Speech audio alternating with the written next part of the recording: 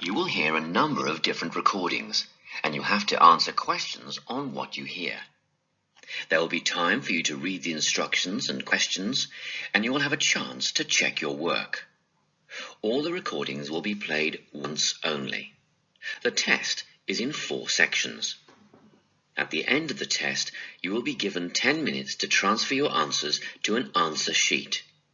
Now turn to Section 1. Section 1. You will hear a conversation between a clerk at the inquiries desk of a transport company and a man who is asking for travel information. First, you have some time to look at questions 1 to 5.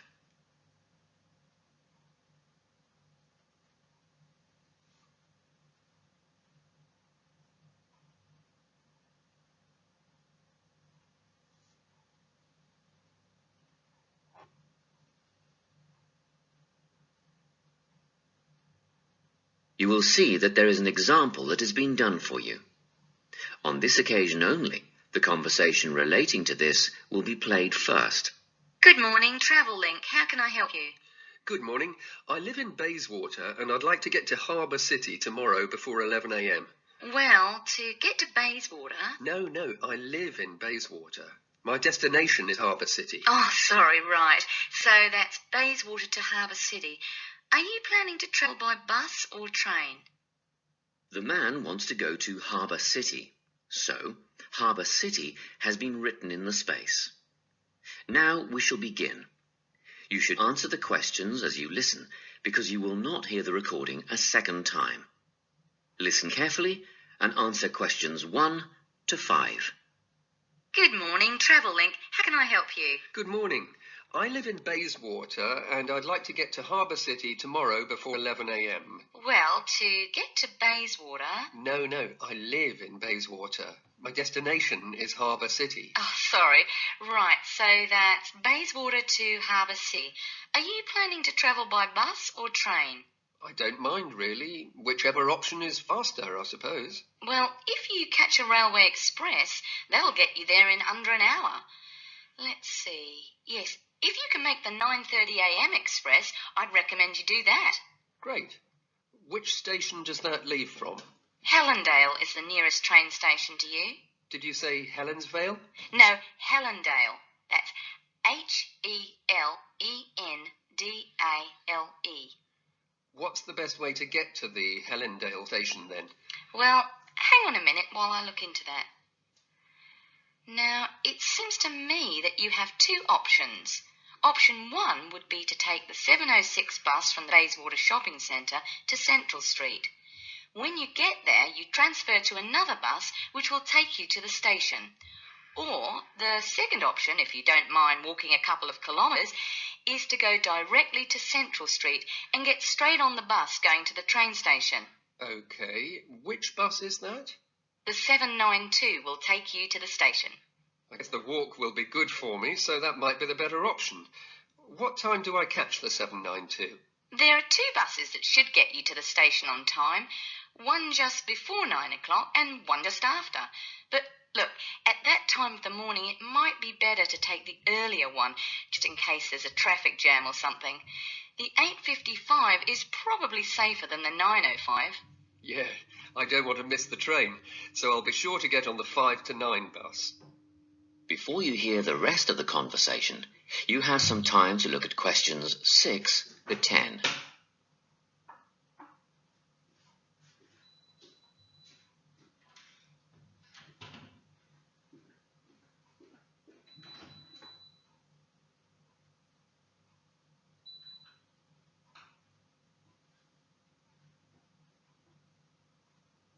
Now listen and answer questions 6 to 10. By the way, how much will I have to pay in fares? Well, you can get a ticket on the bus for $1.80 cash, and you'll need $10 each way for the train. Wait, do you have a Travel Link card? No, but I can get one before tomorrow. OK, well, that'll make it considerably cheaper then. The bus will cost $1.50 each way, and the train to Harbour City will... Still costs $10 because you'll be travelling during peak hours in the morning, so no savings there, I'm afraid. However, if you could come back at an off-peak time... What does that mean? Well, if you could start your return journey before 5 p.m. or later than 7:30 in the evening... Actually, I wasn't planning on coming back till at least 8 o'clock anyway. Oh, in that case, you can make quite a saving if you use your travel link card. You did say you were planning to purchase one, didn't you? Yes, I'll pick one up later today. Good. That would mean your return train journey would only cost you $7.15 with your card. Thank you. Is there anything else I can help you with? Actually, there is. Do you know if I can use the travel link card on ferries? If you're thinking of the Harbour City ferries that go back and forth between the North and South Bank, those are the commuter ferries, then yes.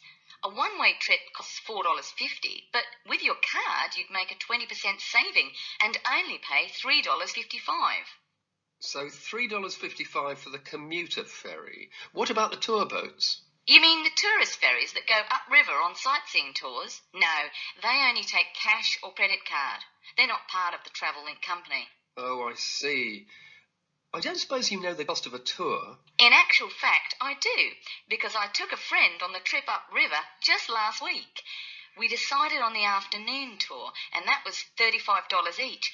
But I understand that you can do the whole day for $65. Thank you. You've been a great help. My pleasure. Enjoy your day out. That is the end of section 1. You now have half a minute to check your answers.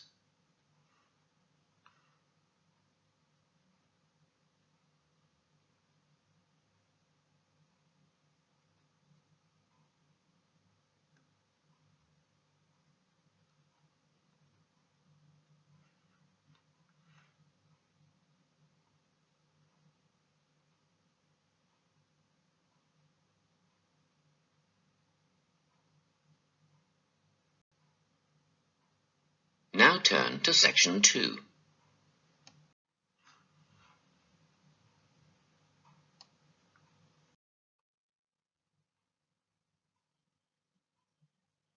Section 2. You will hear a guidance counsellor talking to a group of students. First, you have some time to look at questions 11 to 14.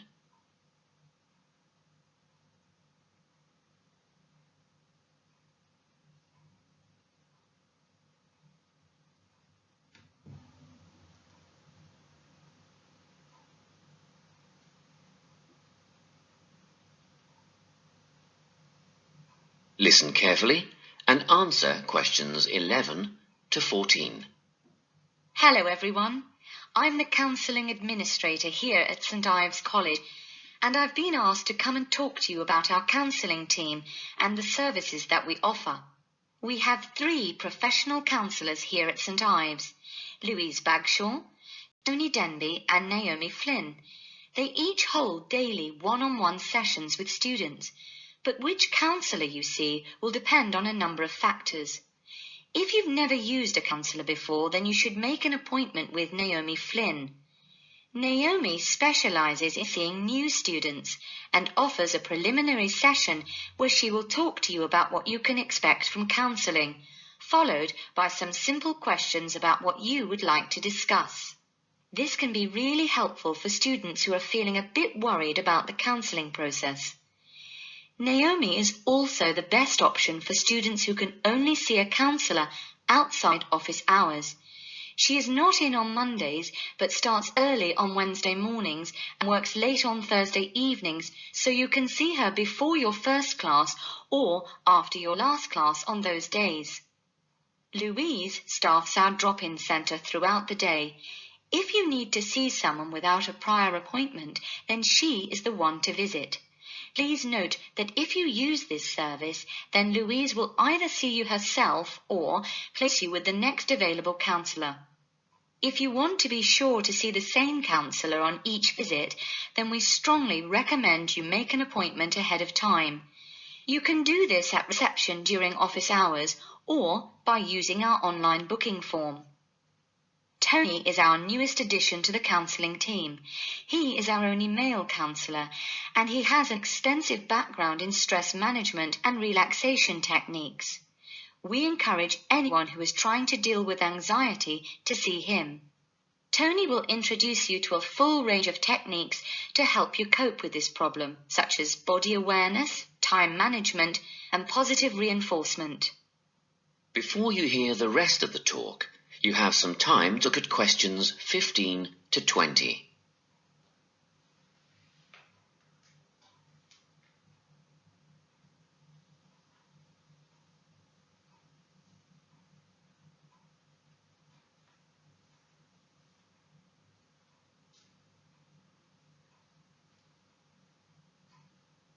Now listen and answer questions 15 to 20. Each semester, the counselling team runs a number of small group workshops. These last for 2 hours and are free to all enrolled students.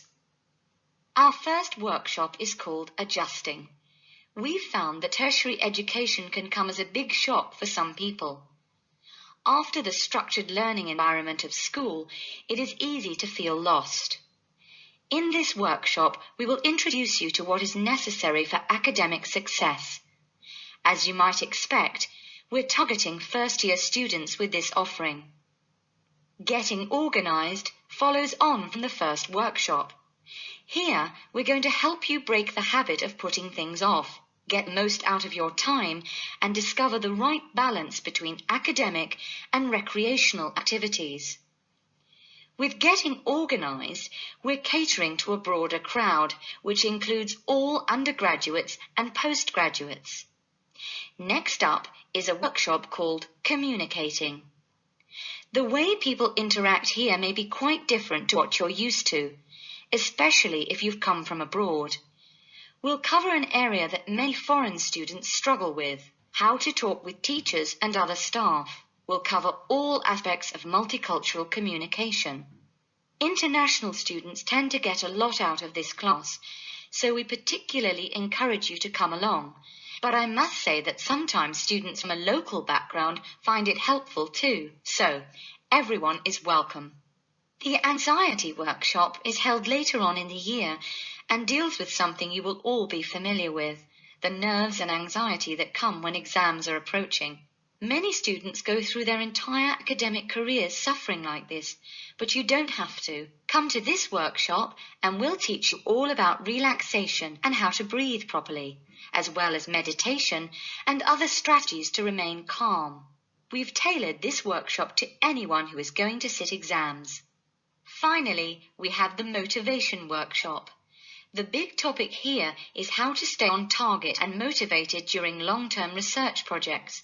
This workshop is strictly for research students, as less advanced students already have several workshops catering to their needs. Well, that's it. Thanks for your time. If you have any questions or want more information about our services, do come and see us at the counselling service. That is the end of section 2. You now have half a minute to check your answers.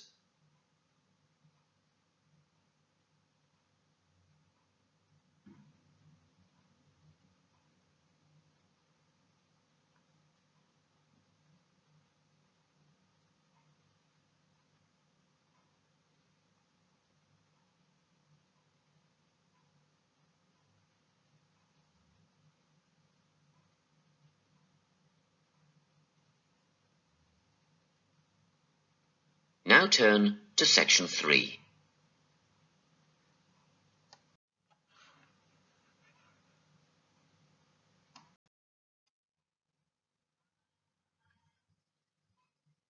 Section 3.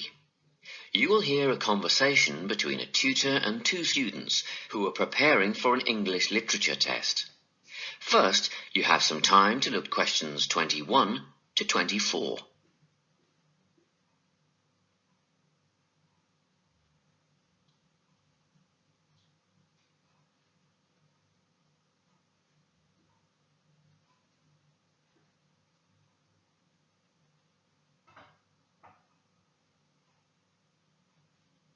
Listen carefully and answer questions 21 to 24.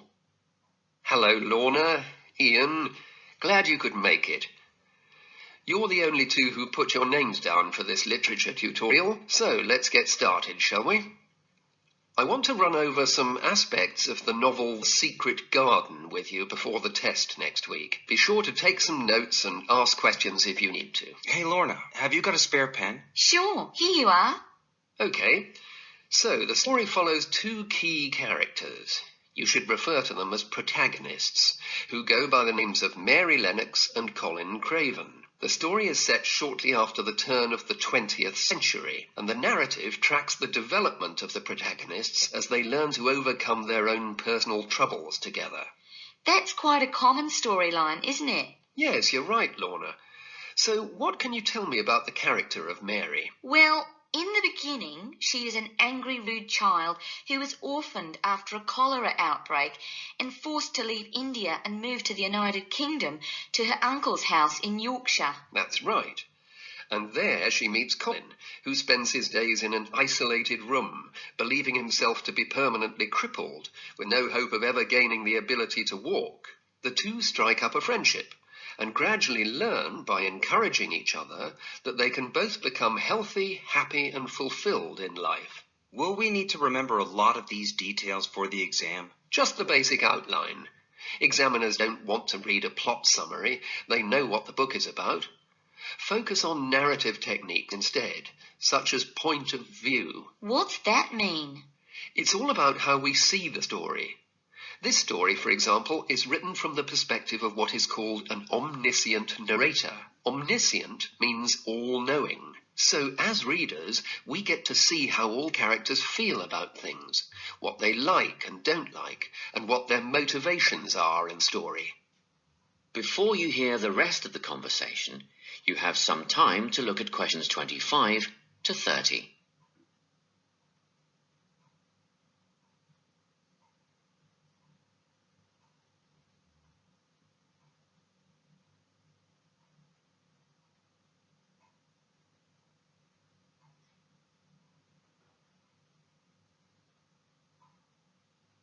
Now listen and answer questions 25 to 30. Won't it be hard to write a technical analysis? After all, it's a kid's book. Well, it was initially pitched at adults, you know, but over the years has become seen as a more youth-orientated work. And you're right in a sense. The simple vocabulary and absence of foreshadowing make the story very easy to follow and ideally suited for children. But that doesn't mean there isn't much to analyse. Look at the symbolism, for instance. Symbols are things, right? Material things like objects that stand for abstract ideas. Absolutely, yes. And the author uses many of them. There's the robin redbreast, for example, which symbolises the wise and gentle nature that Mary will soon adopt. Note that the robin is described as not at all like the birds in India. Roses are used as well, as a personal symbol for Mistress Craven. You see they're always mentioned alongside her name, and Mistress Craven's portrait can also be interpreted as a symbol of her spirit. Are symbols just another name for motifs? No, motifs are a bit different. They don't have as direct a connection with something the way that a symbol does. Motifs are simply recurring elements of the story that support the mood. Are there any in this novel? Yes, two very important ones. The Garden of Eden is a motif. It comes up a few times in connection with the garden of the story. And then you've got the role that secrets play in the story. In the beginning, everything is steeped in secrecy, and slowly the characters share their secrets, and in the process move from darkness to lightness, metaphorically, but also, in the case of Colin, quite literally. His room in the beginning has the curtains drawn, and he appears at the end in the brightness of the garden. Anything else we need to know about? Yes. Nearly all novels explore universal concepts that everyone has experienced. Things like love, family, loneliness, friendship. These are called themes. The Secret Garden has a few themes that all centre on the idea of connections. The novel explores, for example, the way that health can determine and be determined by our outlook on life. As Colin's health improves, so too do his perceptions of his strength and possibility. The author also examines the link between our environment and our physical and emotional prosperity. The dark, cramped rooms of the manor house stifle the development of our protagonists. The garden and natural environments allow them to blossom, just as the flowers do. Finally, this book looks at connections between individuals, namely Mary and Colin. This necessity of human companionship is the novel's most significant theme, because none of their development as individuals would have occurred without their knowing each other. Well, that about sums it up, I think. That's a great help, thanks. Yes, thanks very much. That is the end of section 3. You now have half a minute to check your answers.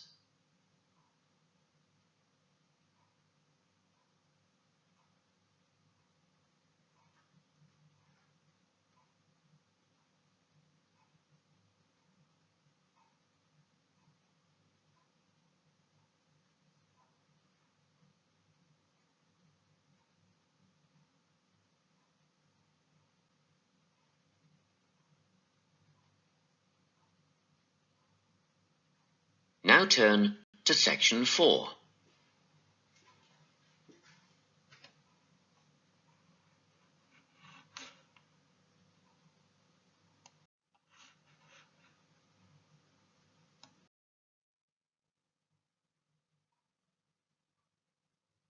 Section 4. You will hear a talk on the topic of time perspectives. First, you have some time to look at questions 31 to 40.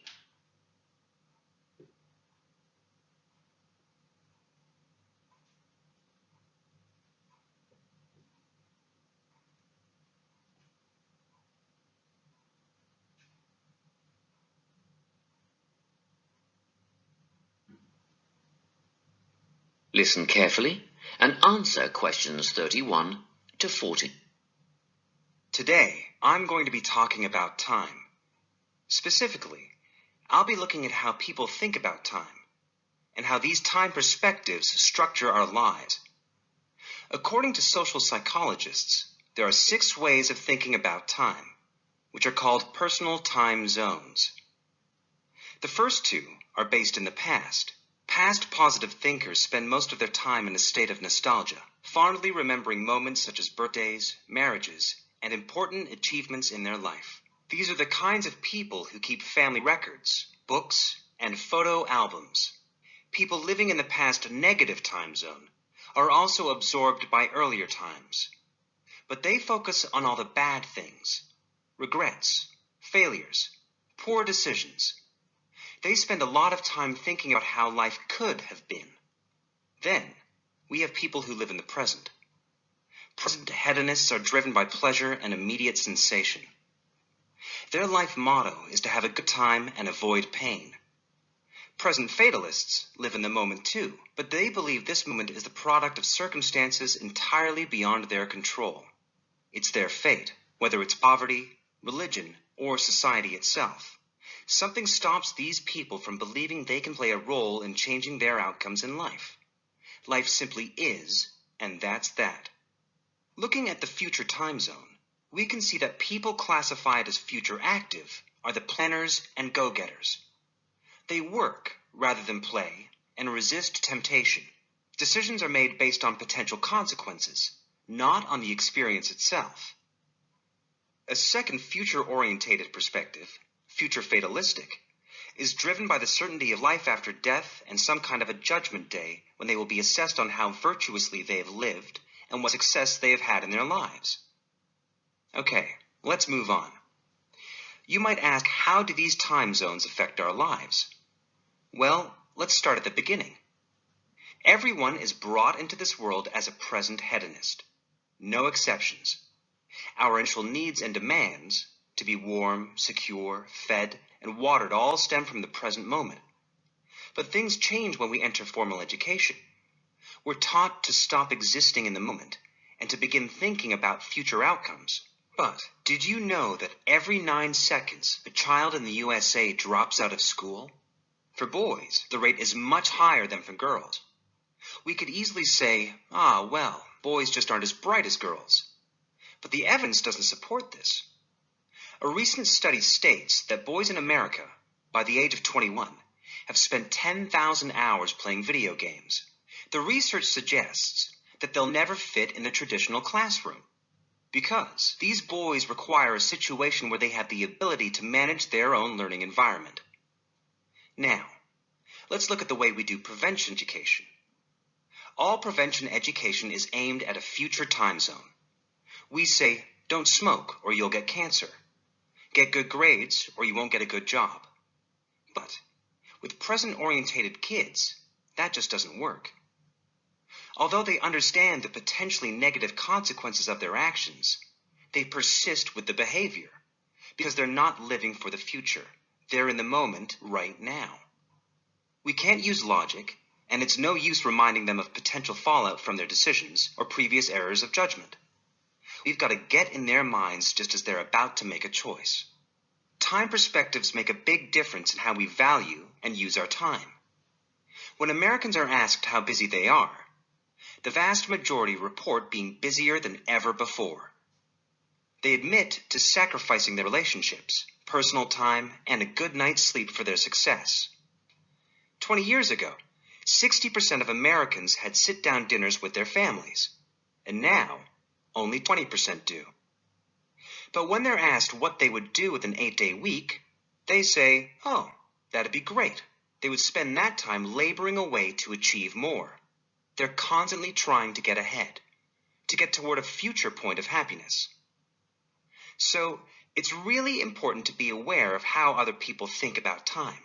We tend to think, oh, that person's really irresponsible, or that guy's power hungry. But often, what we're looking at is not fundamental differences of personality, but really just different ways of thinking about time. Seeing these conflicts as differences in time perspective, rather than distinctions of character, can facilitate more effective cooperation between people and get the most out of each person's individual strengths.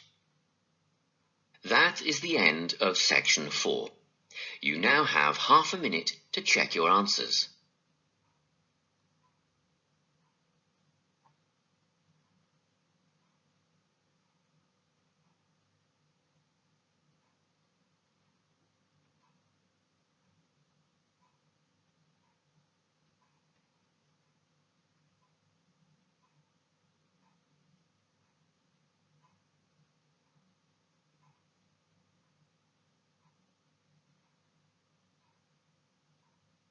That is the end of the listening test. You now have 10 minutes to transfer your answers to the listening answer sheet.